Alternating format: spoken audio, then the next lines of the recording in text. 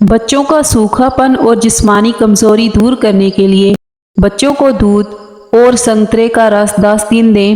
اس سے ان کے جسم کی کمزوری ختم ہو جائے گی۔ ٹھنڈا پانی چہرے پر جھریاں لاتا ہے۔ لہسن کا استعمال کرنے سے خون پتلا ہو جاتا ہے اور خون کی شریانیں کھل جاتی ہیں۔ اے انسان، اگر دین و دنیا میں کامیابی چاہتا ہے تو اسلام کے احکامات پر عمل پیرا ہو جا۔ عقل مند کا نشان یہ ہے کہ دوسروں کو اپنے اوپر تعین کرے کہ جس وقت مجھ سے خطا سرزد ہو تنبیہ کرے تاکہ آئندہ سرزد نہ ہو۔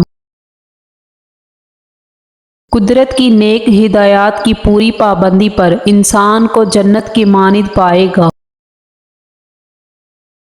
انسان کے لیے اتنا جاننا کافی ہے کہ اس دنیا میں اچھا کام کرنے میں ہی راحت اور سکون ہے۔ نیک دل لوگ گائے کی مانند ہیں جو گھاس کھا کر دودھ دیتی ہے، اور گنہگار سانپ کی مانند ہیں جو دودھ پی کر بھی ڈنگ مارتا ہے۔ قیامت کے روز یہ نہ پوچھا جائے گا کہ تم نے کیا کچھ پڑھا ہے، بلکہ یہ کہ تم نے کیا کچھ کیا ہے۔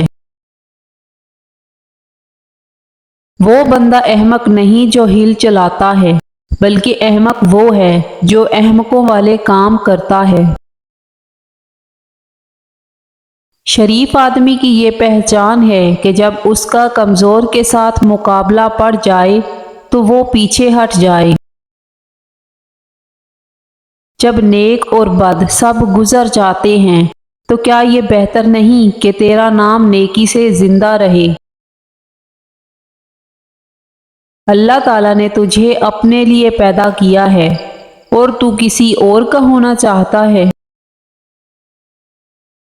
بے زبان جانوروں کے بارے میں اللہ سے ڈرو، ان پر اچھی حالت میں سوار ہو اور اچھی حالت میں ان کو چھوڑو۔ ان کو بھوکا رکھنا اور زیادہ کام لینا خدا کے غضب کا باعث ہے۔ پیٹ کی چربی پگھلانے کے لیے روز 1 عدد لیموں اور چھوٹی الائچی نہار منہ کھا لیا کرو۔ انسان کے لیے ساری عمر ایک چلہ کی مانند ہے کہ انسان بازاروں میں گھومے پھرے اور لوگوں سے ملے، دل کا تار نہ ٹوٹنے پائے۔ نابالغ بچوں کی عبادت کا ثواب والدین کے لیے ہے۔ بار بار پیشاب آنے کا مسئلہ ختم۔ رات کو سوتے وقت ناک میں سرسوں کا تیل لگا کر سونے سے پیشاب آنے کا مسئلہ 2 دن میں ختم ہو جائے گا۔ ہڈیاں لوہے جیسی مضبوط ہو جائیں گی، اس کے لیے سونف کا قہوہ بنا کر پی لیں۔ اس میں تھوڑا سا ادرک کا ٹکڑا شامل کر لیں۔ شام 4 بجے یہ قہوہ روزانہ پئیں۔ آپ کی ہڈیاں اور جوڑ لوہے جیسے مضبوط ہو جائیں گے اور بار بار پیشاب آنے کا مسئلہ بھی ختم ہو جائے گا۔ بوڑھے لوگ اسے زیادہ دن تک استعمال کریں۔